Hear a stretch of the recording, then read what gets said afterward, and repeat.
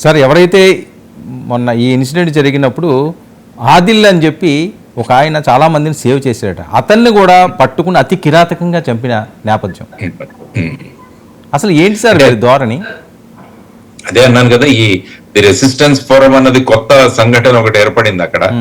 ఆ సంఘటన, ఆ ఆర్గనైజేషన్ అన్నది వాళ్ళ యొక్క ఉనికిని చాటి చెప్పాలన్నది ఒకటి ప్రధానంగా వాళ్ళు చేస్తున్న ఈ చర్యలు. ఈవెన్ ఆదిల్ని కూడా పట్టుకుని ఈ విధంగా చేయడం అన్నది అంటే ఒక రకమైన భయాందోళనలోకి తీసుకువెళ్ళి కశ్మీర్ ఏ విధంగా ముందుకు వెళుతోందో ఆర్థికంగా, తర్వాత టూరిజం నుంచి కూడా చాలా మంది వస్తున్నారు. అంటే పాకిస్తాన్ కి ఏమైందంటే ఇక మా ఉనికే లేదా అన్న పరిస్థితి వచ్చింది.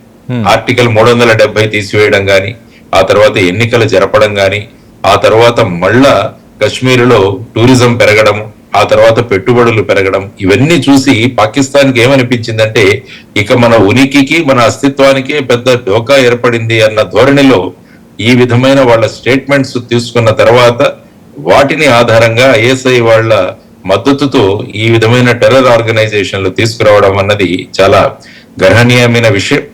అందుకనే ముఖ్యంగా ఈ విషయాన్ని అంతర్జాతీయ ప్లాట్ఫామ్స్ లో కూడా భారతదేశం తీసుకువెళుతోంది. అది మనం చూడాల్సిన అంశం.